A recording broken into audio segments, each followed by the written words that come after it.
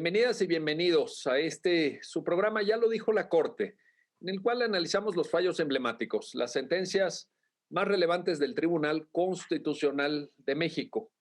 En esta ocasión vamos a platicar con nuestros invitados del amparo en revisión 26/2021.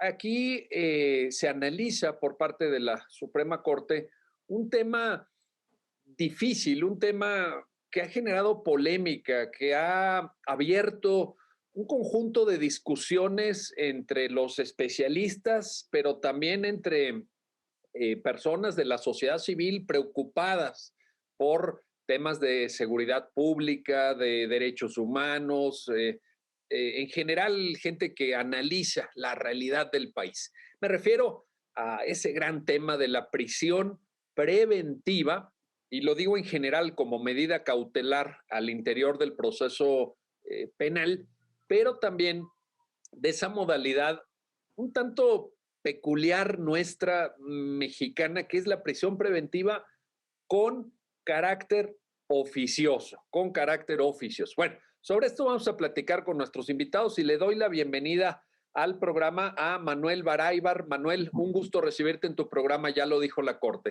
Doctor, una vez más, gusto saludarte y con mucho gusto.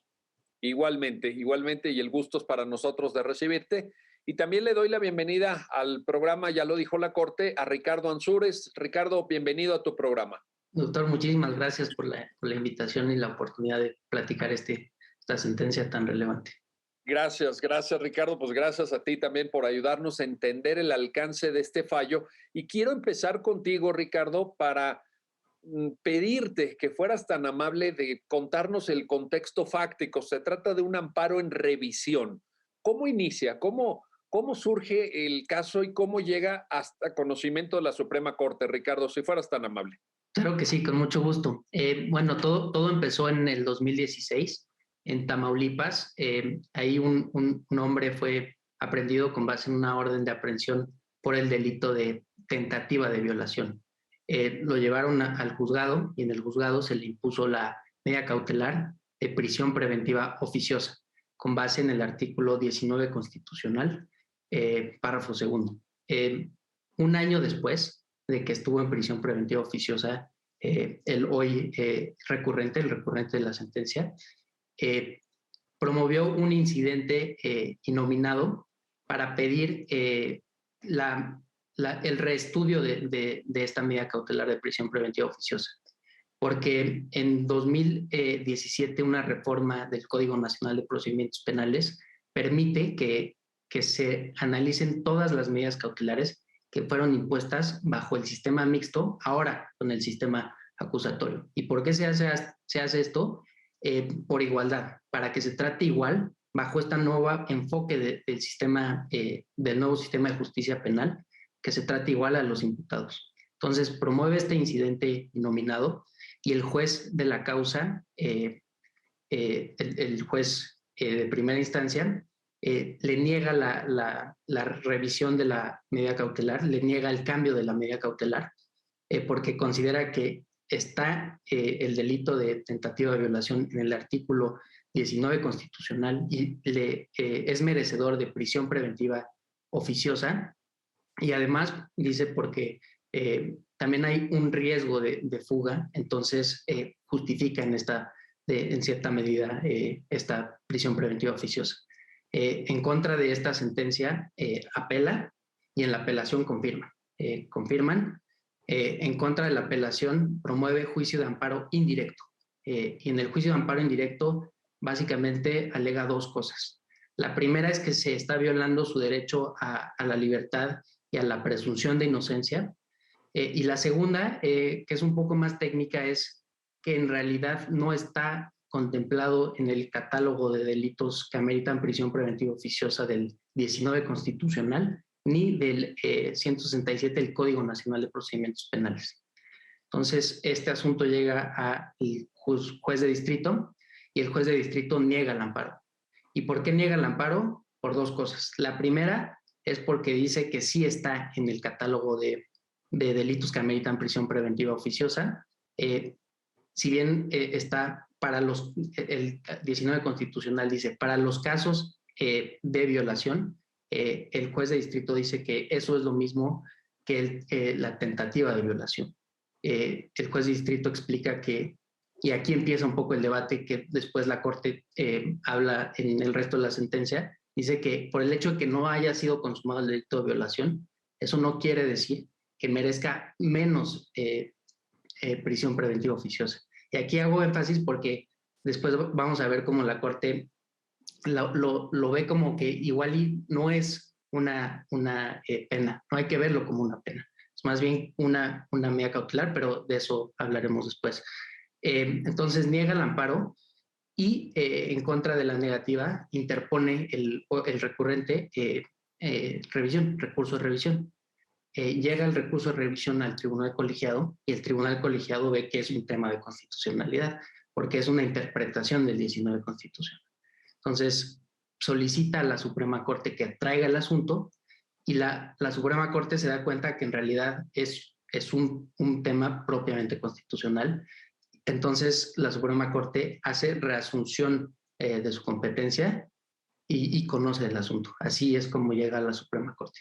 Correcto, muchísimas gracias, Ricardo. Voy contigo ahora, Manuel Baraybar, para preguntarte, caramba, bueno, incluso plantearte por dónde empezar, porque vaya tema, Manuel, complejo, complicado. Decía Ricardo algo, fíjate, me gustó mucho cómo lo plantea Ricardo, porque puede parecer un tema muy técnico, muy de abogados y de abogadas, muy de tecnicismos, de lectura del alcance del 19 párrafo segundo de la Constitución, 167 del Código Nacional, pero de fondo hay algo no tan técnico, de fondo está la libertad de las personas que enfrentan un proceso penal. Manuel, la prisión preventiva, te lo planteo en primer término como concepto, como medida cautelar, pero luego creo que no podemos dejar de mencionar que en México esa prisión preventiva se impone con carácter, mejor dicho, oficioso. Manuel, adelante, por favor. No, está tan problemón que el asunto no salió por unanimidad, tan problemón que el asunto sigue sonando. Recordarás, y esto como dices a manera de preámbulo, de contexto, la Suprema Corte sigue atrayendo asuntos porque sí, no está resuelto el tema. La temática, la dinámica de este proyecto nos amarró las manos por la particularidad, pero definitivamente la prisión preventiva oficiosa, no oficiosa, es un tema que falta mucha tinta por escribir, ¿no? Hay asuntos que la Suprema Corte ha traído que ya ha resuelto. Un ejemplo de ellos son las acciones de inconstitucionalidad 130 y 136 del 2019, cuando se dijo, bueno, vamos a ampliar el catálogo de delitos, ¿no? Estos temas de seguridad nacional en cuanto el outsourcing, que las factureras, vamos a ampliarlo para que sea prisión preventiva oficiosa. Y la Corte dijo, un momento, no ampliemos a diestra y siniestra en absoluto, ¿no? Entonces, la Corte se ha venido pronunciando. El señor ministro presidente, el señor ministro Saldívar, hace muy poco acaba de dar una conferencia de prensa y pues siguen atrayéndose asuntos tan delicados. Insisto, esto le falta mucha tinta por escribir, ¿no?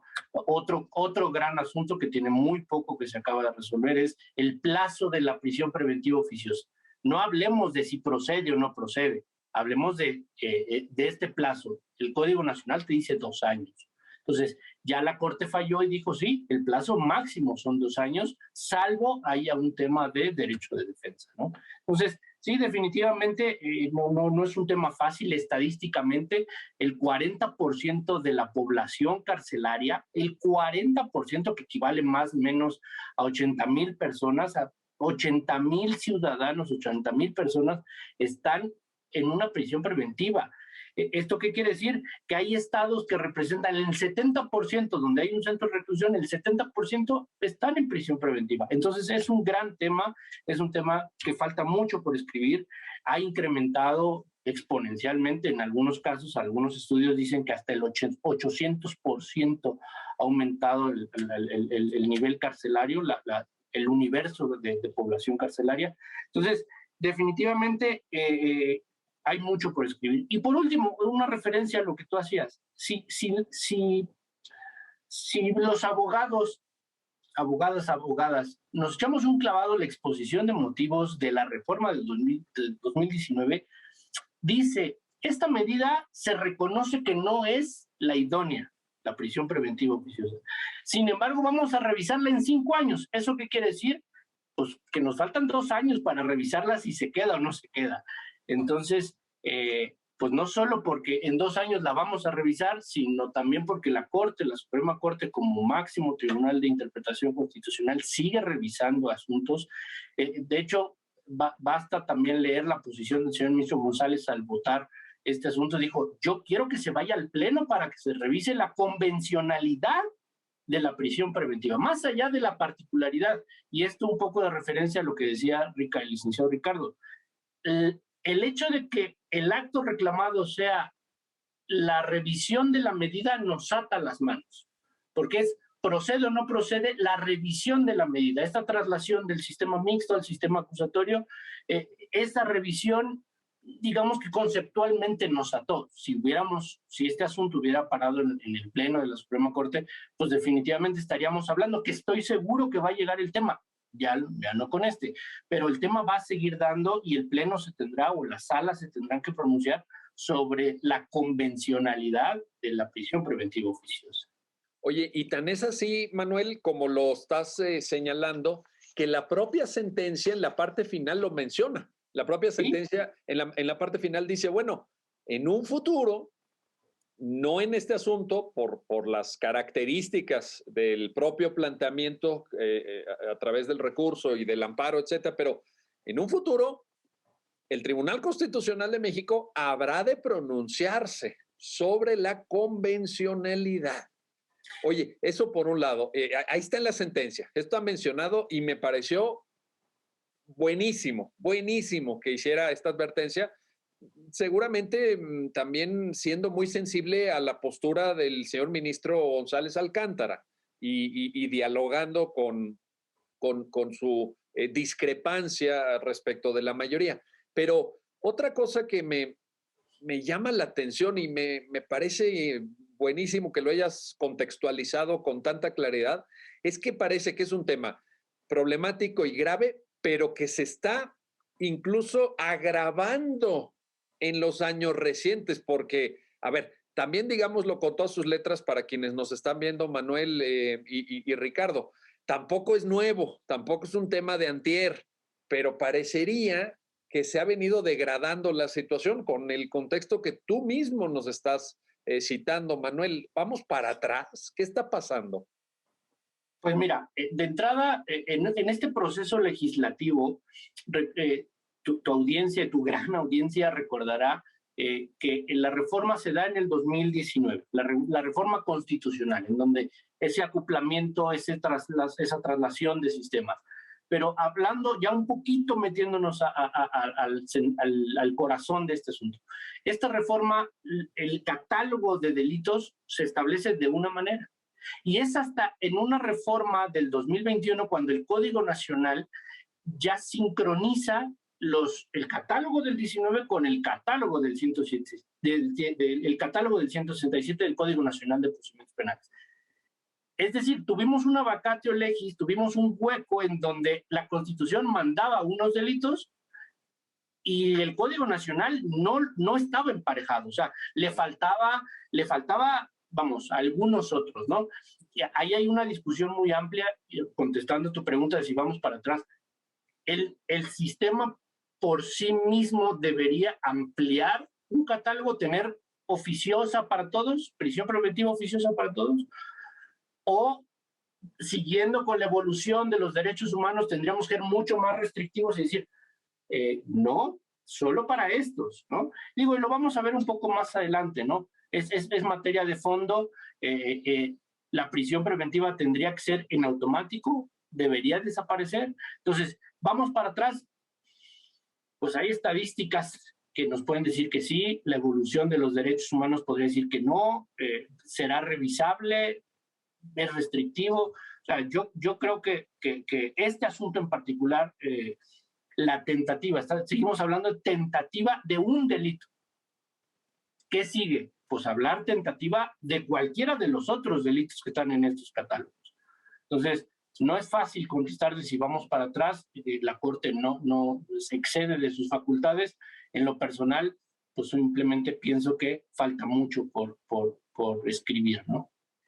Y lo que se escriba, coincido con tu punto de vista, Manuel, y lo que se escriba tendrá que tomar inequívocamente como punto de partida, dentro de lo que ya se ha dicho, esta sentencia, porque me parece que aquí la Corte está haciendo un ejercicio de gran rigor analítico, profundo, que nos va a orientar para esas discusiones que habrán de venir. A ver, regreso contigo, Ricardo, para lo siguiente, y esto es muy importante para quienes están viendo el programa, porque quizá no todos sean, obviamente, como ustedes, especialistas en derecho penal, profundos conocedores de los conceptos de la ciencia jurídico-penal. Cuéntanos, Ricardo, ¿qué es la tentativa? Porque aquí el asunto se circunscribe a esto, ya Manuel lo apuntaba, la tentativa para efectos de calificar para una prisión preventiva oficiosa. Pero empecemos por este punto. ¿Qué es la tentativa de un delito, Ricardo, por favor? Claro, sí, con mucho gusto. La tentativa, me gustaría, antes de explicar la tentativa, explicar qué es el iter criminis. El iter criminis es algo que es el camino del delito. O sea, todo lo que debe suceder para que al final se consuma un delito. Entonces, el iter criminis está constituido de dos grandes bloques. La fase interna y la fase externa. La fase interna es cuando el sujeto activo, el que va a cometer el delito, planea todo en su cabeza. Y la fase externa está compuesta de actos de preparación, de ejecución y de consumación. Entonces, la tentativa lo que hace es castigar hasta los actos de ejecución, cuando no llega a consumarse el delito. ¿Y a qué me refiero porque no llega a consumarse? Por ejemplo, en nuestro caso, el delito de tentativa de violación. Las causas definen si es una tentativa punible o una tentativa no punible. Una tentativa punible es cuando por causas ajenas a la voluntad del actor no se consuma el delito. En este caso, por ejemplo, imaginemos que un señor va a violar a una mujer y la mujer le da una patada o impide la violación. Entonces ahí el señor quería violarla, pero fue una causa ajena a su voluntad. Entonces ahí sí se castiga la tentativa. Esa es una tentativa de violación punible. Pero sí en otro ejemplo, cuando se arrepiente el señor, digamos, ya no la quiere violar, entonces en ese caso es una tentativa no punible. Y algunas especificidades de la tentativa punible es que la pena para los delitos cometidos en grado de tentativa es menor. Para este caso en específico en Tamaulipas, la pena puede bajar en más de 2/3 de la pena que debe imponerse. Ahí está. Bueno, perfecto. Con esto ya nos queda muy claro qué es lo que la Corte discutió para darle el alcance preciso, porque la materia era precisamente esta, la tentativa del delito de violación para efectos de prisión preventiva oficiosa. Bueno, vamos a hacer una pausa, no se vayan, regresamos enseguida para continuar en esta reflexión y análisis sobre el amparo en revisión 26/2021 con nuestros invitados. Regresamos.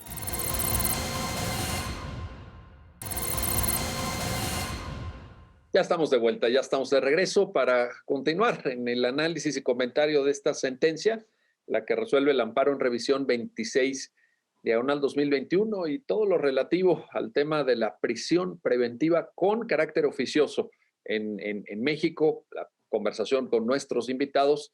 Y ahora quiero precisamente regresar contigo, Manuel Baráibar, para plantarte esto. ¿Qué justificación o qué papel o cómo entender la existencia misma, y para empezar por lo básico, ¿no? Por lo más elemental, de la prisión preventiva en el proceso penal? Porque alguien podría pensar, oye, pues existe la presunción de inocencia, existe el deber del Estado de asegurar la libertad de los individuos. ¿Por qué alguien que enfrenta una acusación penal tiene que estar privado de su libertad? ¿Cómo se justifica? ¿Cómo se entiende, Manuel? Sí, exacto. Antes de hablar de la oficiosidad o de lo específico de la oficiosidad o de la justificada, vale la pena recordar por qué existe esta medida, ¿no? Ahora, bueno, no ahora, esto tiene mucho tiempo, pero la presunción de inocencia es milenaria. Tenemos que estar en libertad hasta que no se demuestre la culpabilidad. La medida nace con el objeto de salvaguardar el proceso. Hablamos de una presunción de inocencia, pero también hablamos de un debido proceso. Y son garantías tanto para el inculpado como para la víctima o las partes. La propia autoridad tiene que seguir un proceso, un debido proceso. Entonces, esta medida es el fin que busca, el objetivo, es mantener la consecución del proceso. Esto es, si queremos o la búsqueda de la justicia es llegar a una sentencia, una determinación, sea cual sea, necesitamos este canal de mantenimiento de esa consecución. Entonces, ante un inminente riesgo de que se rompa este proceso, porque la persona puede, si está en libertad, puede llegar a destruir cierta documentación, puede llegar a conminar a los testigos, puede desbalancear este proceso, pues ahí es donde dice, mejor hay otro tipo de medidas. Si se puede dar a la fuga, pues se rompe evidentemente no el intercrímenes, pero sí el debido proceso, ¿no? ¿Cuál de las otras? Pues, ¿cuál es otro de los objetivos? Pues que esta medida tiene que ser por un tiempo indispensable. 1 minuto, 1 segundo en un centro de reclusión es la diferencia del cielo a la tierra, ¿no? Entonces, ya no hablemos de, pues es que le echemos la culpa al Estado por saturación. No, 1 minuto dentro, pues tiene que estar justificado, ¿no? Entonces, la medida tiene que estar por tiempo limitado. Tan es así que el artículo, tanto de la Constitución como el Código Nacional, te habla, sí, de un catálogo, pero también dice solo. Entonces, habrá que analizar este contexto del solo podrá ser impuesta bajo ciertos requisitos y además el 155 del mismo Código Nacional te establece que la prisión preventiva es la última. Tenemos otras medidas como puede ser presentación ordinaria, consecutivaria al centro de justicia. Puede ser aislarte o prohibirte asistir a ciertos lugares. Te puede prohibir acercarte a determinadas personas. Puede ser un brazalete electrónico. O sea, hay muchas medidas e incluso pues, el propio Código Nacional te dice, y será potestad del juez la imposición. Si no está de estas, pues puedes tener cierta creatividad jurídica para imponer alguna, mientras no excedas de lo racional, ¿no? Pero hablando específicamente de la más fácil, de la automática por autonomacia, desafortunadamente por ser un recurso fácil, automático, pues optamos por la prisión preventiva oficiosa. Tan es así que hay muchos que dicen hay que ampliar el catálogo, ¿no? Eso diría yo en cuanto a qué es y cuáles son, ¿no? Es piedra angular del proyecto, el qué es y que también hay otras, ¿no? Oye, y hay una referencia, varias referencias, pues, en la sentencia a la interpretación que del tema ha realizado la Corte Interamericana. Y creo que de ahí y de lo que afirma la propia Suprema Corte de Justicia de la Nación puede desprenderse con mucha claridad que la prisión preventiva no es una pena anticipada. Exacto. Que no es el castigo, sino, como tú muy bien lo acabas de describir, una medida al servicio de fines procesales, que es lo que explica su naturaleza precisamente cautelar, de cautela. Pero ¿no aprecias, Manuel, que esto como que no le queda claro a ciertas personas? Porque yo escucho lee uno en los medios, escucha en los medios que pues que ciertas conductas deben de ameritar inmediatamente la imposición de la prisión preventiva, pero pensándolo ya como el castigo, ya que se vaya para adentro porque ya cometió una conducta indebida, pongámoslo en términos muy amplios, y pues tiene que entrar, porque si no entra, pues es impunidad esa palabra, ¿no? Impunidad. ¿Qué está pasando ahí? ¿Hay una confusión, Manuel, o deliberadamente no se quiere entender? Esta misma lectura de medios, ¿cuántas veces hemos escuchado, leído? Es la puerta giratoria, ¿no? Entras y sales. Y digamos que la prisión preventiva es ese candado a esa puerta giratoria. Lo cierto es de que, respondiendo a la primera parte de tu pregunta, sí, tenemos una normativa internacional, la Corte Interamericana te dice, debe de ser una excepción a la regla. En derecho local tenemos el 155, en la última parte del 155 del Código Nacional te dice, las medidas no pueden ser con el fin de imponer una pena, no puedes anticipar lo que vas a poner. Y ahí es donde nace la interpretación. Entonces, tenemos que romper primero la oficiosidad, si la tentativa dice o no dice, para saber si entramos a toda la justificación, ¿no? ¿A qué me refiero con esto? En los medios se va a leer, se está soltando a la gente. No, a ver, esto no significa soltar, eso no significa borrar del código o de la Constitución la prisión preventiva. Lo que estamos diciendo es, hay que justificarla. Eso creo que es la piedra angular de muchas de las interpretaciones.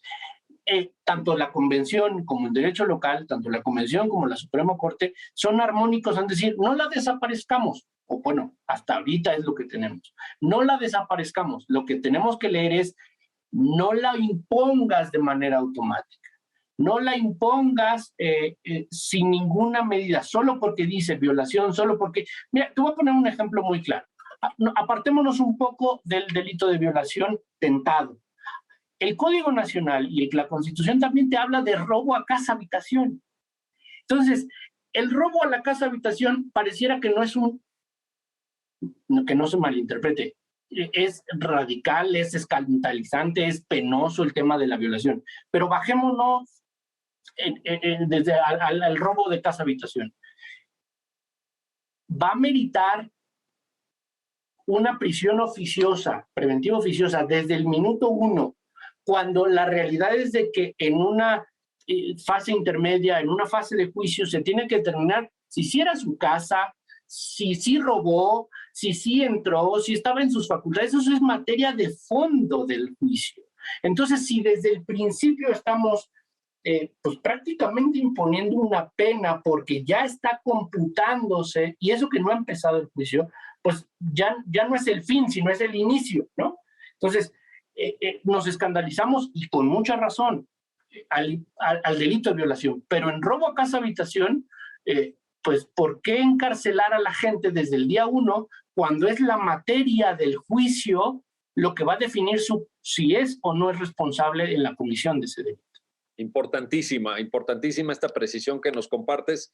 Y ahora regreso contigo, Ricardo, porque Manuel decía, y me parece que está muy bien planteado, pues que el carácter oficioso de la medida cautelar de prisión preventiva se obtiene, pues obviamente, por su propia naturaleza de manera muy fácil. Yo he escuchado a algunos abogados defensores en materia penal decir, la prisión preventiva oficiosa es una especie, entre comillas, de subsidio al órgano acusador. Se le está facilitando el trabajo porque se le releva de carga argumentativa. Si no tiene que argumentar, basta con que acuse a una persona por ese delito para que venga la prisión preventiva. ¿Cómo lo podrías, Ricardo? Ayúdanos a explicarlo al público ya lo dijo la Corte, caracterizar esta prisión preventiva oficiosa. ¿Cómo está ese tema? Claro, sí. O sea, la prisión preventiva oficiosa es, desde la reforma de 2008, se le dio a la prisión preventiva oficiosa otro marco. O sea, con la intención de rebajar al número de personas que entran de manera automática a prisión, se generó un catálogo específico de delitos. Al principio empezó por su gravedad. Entonces, los delitos más graves serán aquellos que se cometen y inmediatamente se pone a la gente en prisión preventiva oficiosa. Oficiosa quiere decir que de manera, o sea, se actualiza el delito, de manera inmediata se lleva a un centro de reclusión a la persona que comete el delito.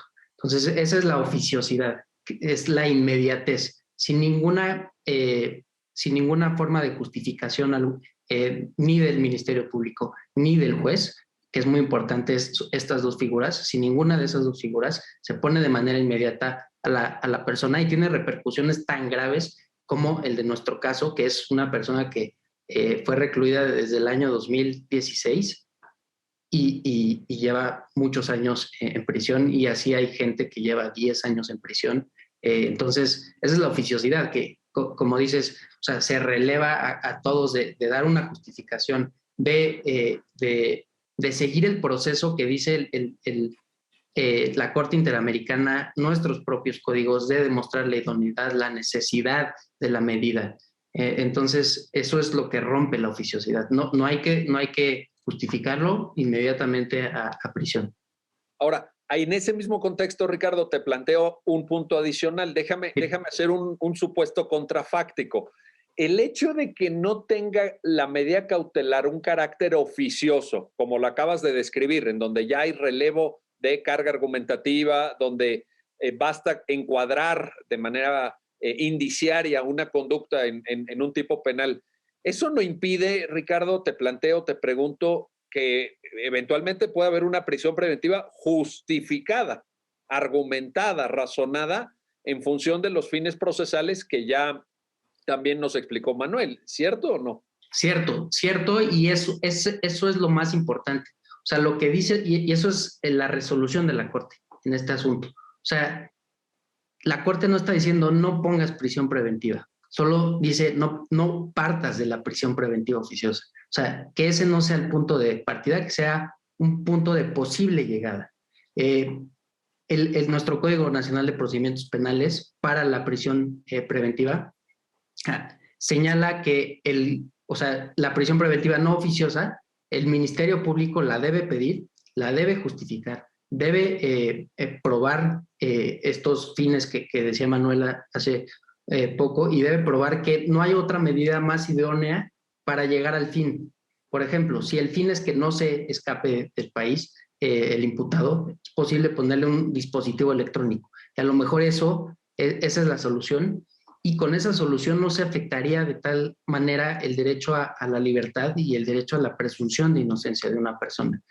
Entonces, claro que es posible poner prisión preventiva, pero después de ir este largo camino, de transcurrir este largo camino, para demostrar que esa es la medida, la única medida que puede servir al fin.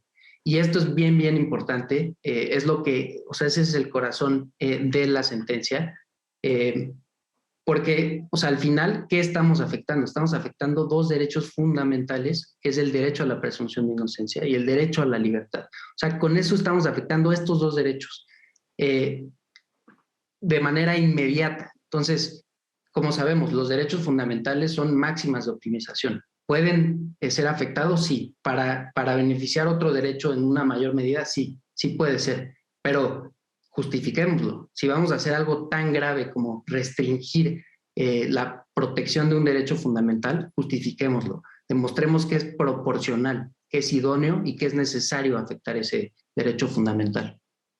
Oye, y esto me da pie para plantearte, Manuel, entonces quizá en el contexto de lo que acaba de señalar Ricardo, quienes defienden el tema de la prisión preventiva con carácter oficioso, en realidad le tienen miedo al debate, le tienen miedo a la argumentación, porque también esa puerta está abierta. Ahorita ya nos lo acaba de explicar con mucha claridad Ricardo, Manuel, porque entonces, pues lo único que pasaría es vengan a la audiencia frente a un juez, aporten sus razones, aporten su caracterización de qué fue lo que sucedió de manera indiciaria, por supuesto. No se trata del estudio de fondo en una audiencia de juicio. No. Estamos en una audiencia inicial, donde se va a fijar la medida cautelar. Pero es como decirles, Manuel, pues debatan, argumenten. ¿Qué le tienen miedo a la argumentación o qué pasó? ¿Coincides? Sí, coincido. Y antes, hace algunos años decíamos el nuevo sistema penal acusatorio. Antes decíamos, hay que echarle la culpa a la falta de capacitación de la representación social, del Ministerio Público. Hoy estamos a muchos años. Hoy estamos a muchos años en donde ya estudiantes de derecho pues ven en el museo el sistema mixto. Ni siquiera lo tocaron. Hoy nacieron con un sistema, hoy estudiantes o jóvenes ministerios públicos ya nacieron con el sistema. Ya no hay pretexto para no hacer, honrar el principio del sistema, que es la contradicción. Justifiquémoslo. O sea, que no nos dé miedo el debate, que no nos dé miedo el decir, señor juez, yo considero que sí amerita la prisión preventiva por esto, porque se puede fugar. Y no por flojera, no por costumbre, no por vicios. Digo, recordemos que por muchos de estos vicios se cayó el sistema, se saturó el sistema mixto, y hoy trasladamos a un sistema. Abramos los ojos a este sistema, ya que ya no es tan nuevo, que no tengamos el pretexto de, señor juez, pues póngale un dispositivo, no va a viajar, quítele el pasaporte. En este caso, pongamos un caso metafórico, hipotético. Si el señor tentó, no significa que estemos justificando el tema de la violación. Lo que estamos diciendo es, si hay un señor que tiene un marcapasos, que tiene prohibido volar, que es muy difícil que salga de su comunidad, ¿por qué te lo llevas a la prisión? Ponle una medida idónea, necesaria, racional a su particularidad. ¿Cuál es el problema?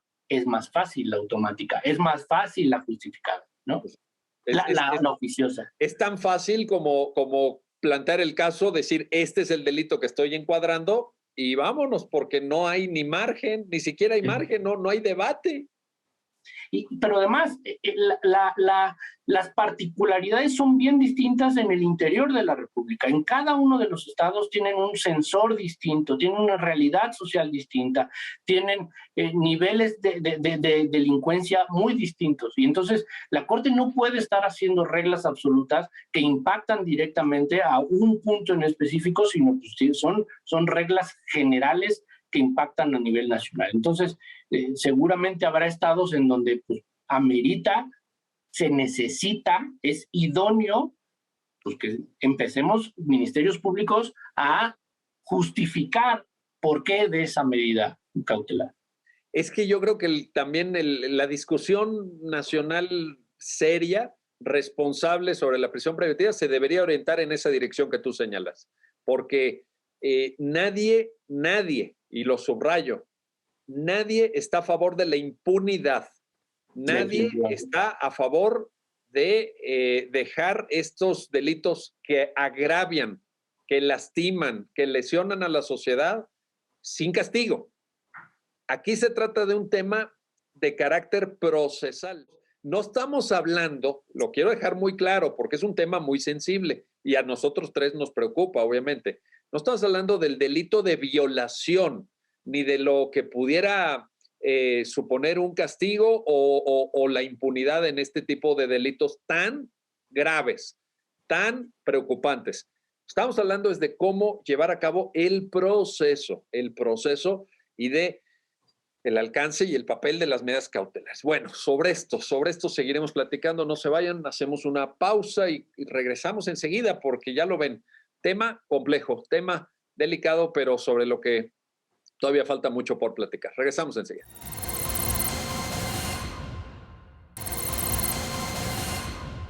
Ya estamos de vuelta, ya estamos de regreso para continuar en esta conversación con nuestros invitados alrededor de lo que la Suprema Corte definió y resolvió en este amparo en revisión 26/2021 y el delicado tema de la prisión preventiva oficiosa.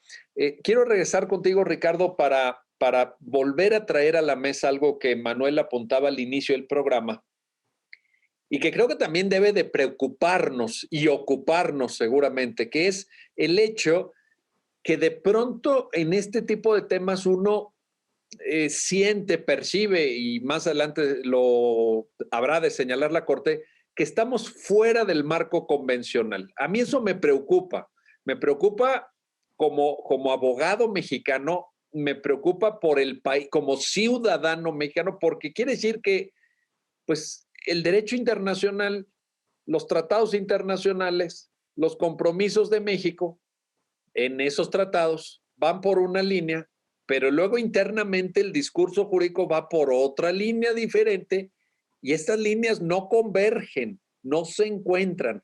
Ricardo, convencionalidad, ¿cómo analizarlo? Y en la sentencia te lo planteo porque en la sentencia hay citas específicas sí, claro. de criterios interamericanos. Entonces, no es algo académico, abstracto, hipotético, es algo concreto y práctico, Ricardo.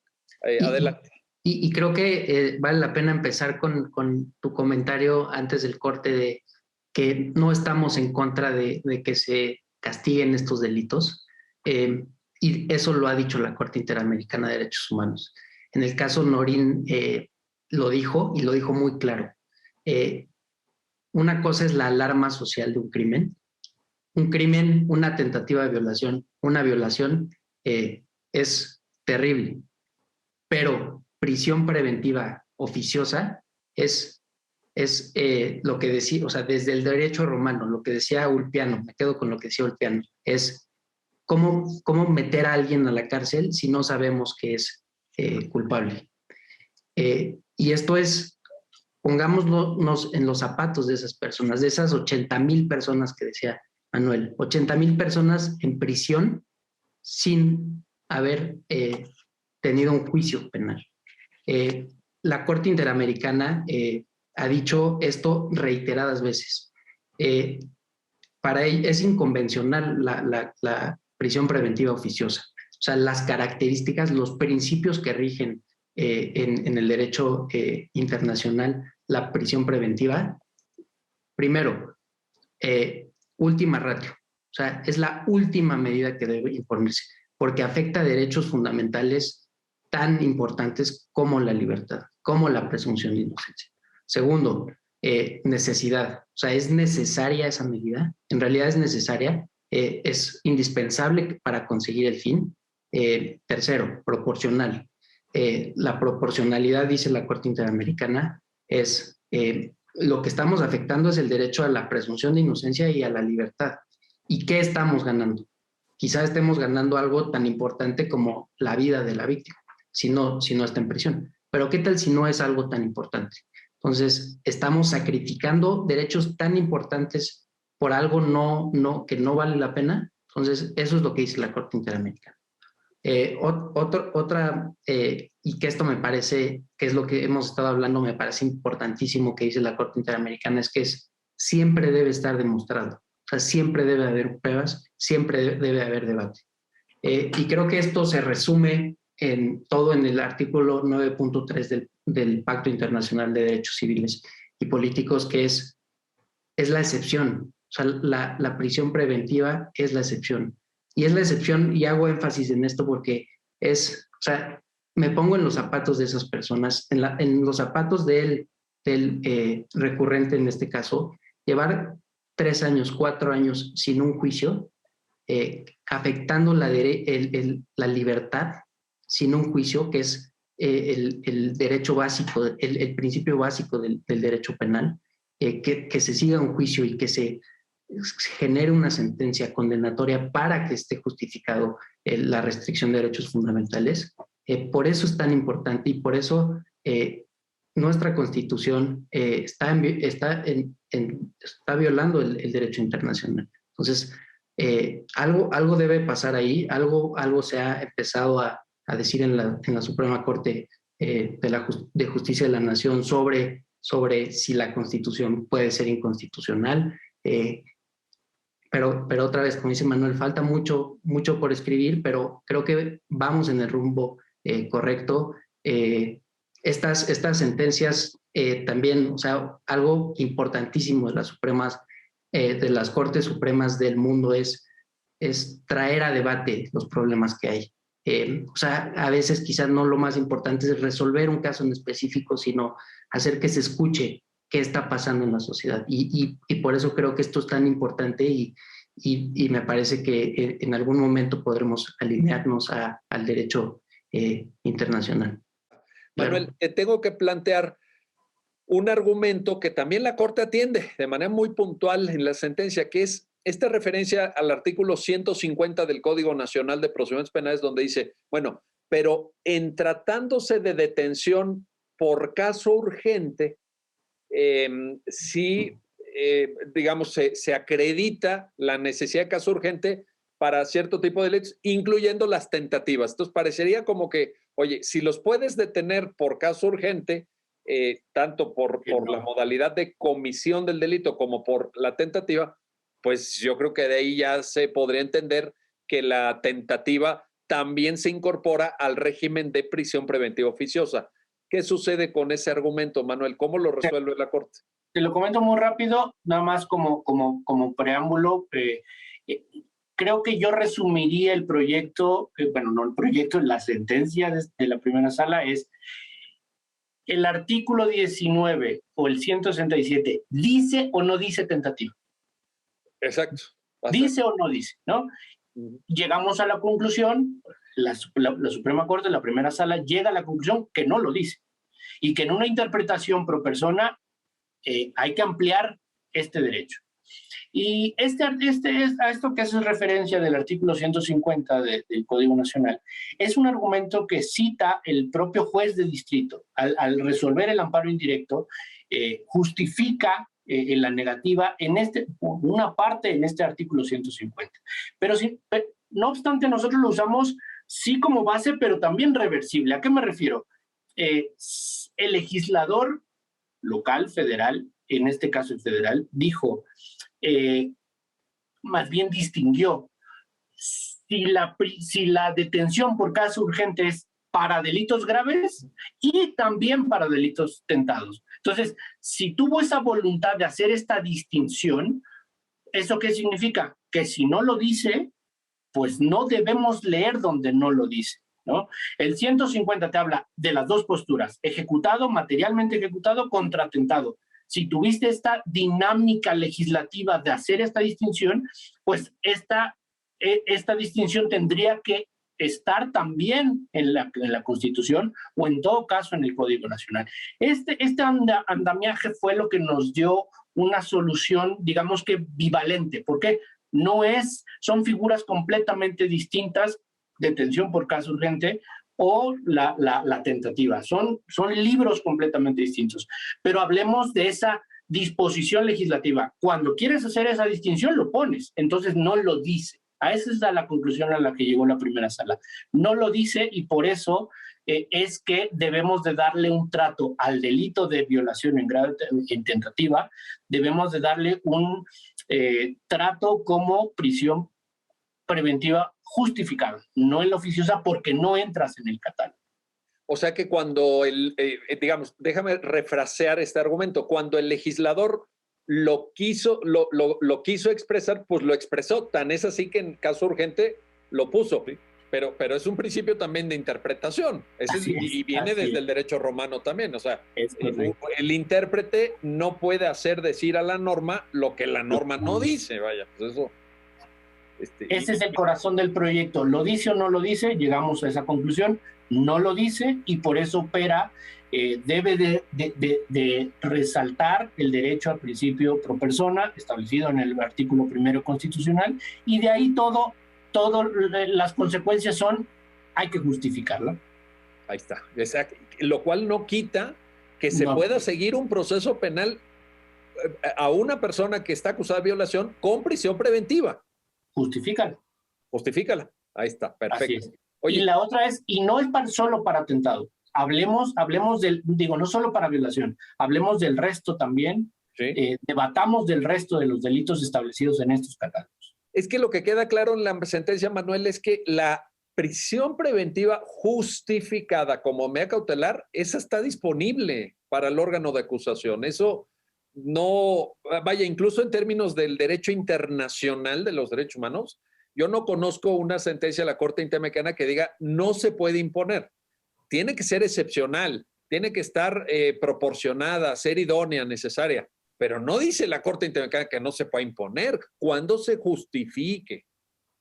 La inconvencionalidad radica en la oficiosidad, no en la medida. Eso, ahí está, perfectamente bien dicho y definido. Ahora, Ricardo, ya para ir cerrando y despidiendo el programa, Sí.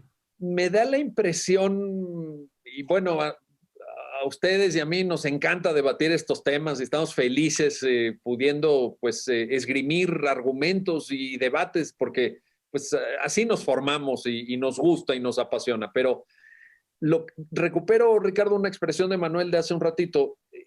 Llevamos ya algunos años, no pocos, con esta dinámica del llamado nuevo sistema o sistema penal acusatorio con oralidad, etcétera. ¿Por qué todavía no se han definido tantas cosas? ¿Es un tema legislativo? ¿Es un tema de política pública mal encaminada? ¿Es un tema de trabajo jurisdiccional? Porque uno también ve pasar los años. Claro, tú estás muy joven, Ricardo, pero uno de repente ve pasar los años y dice, oye, caramba, pues ¿cuándo ya tendremos bien definido este sistema? ¿Qué está pasando, Ricardo? Esta conversación que está, a mi parecer, tomando un rumbo sin tomar en consideración la realidad. O sea, es una conversación que no está tomando en consideración los datos.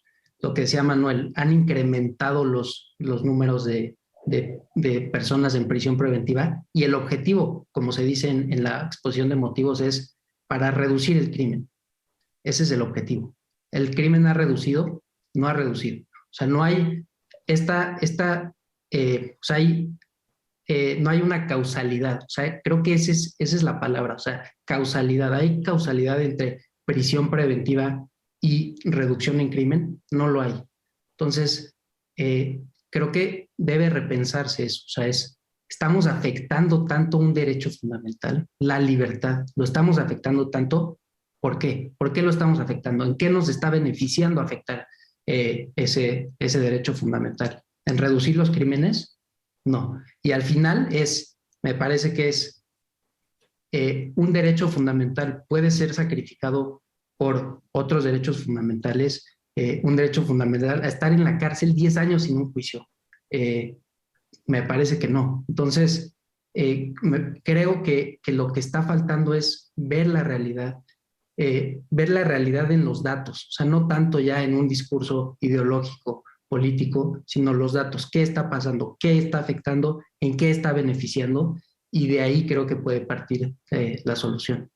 Pues sí, y eso nos obliga naturalmente a seguir conversando y analizando sobre este tema y pues siempre con el gusto de hacerlo con ustedes. Manuel Baraiba, Ricardo Ansúrez, gracias. Gracias a los dos por sus comentarios y reflexiones y gracias a usted que hace posible su programa. Ya lo dijo la Corte, en el cual analizamos los fallos emblemáticos, las sentencias más relevantes del Tribunal Constitucional de México. Hasta pronto.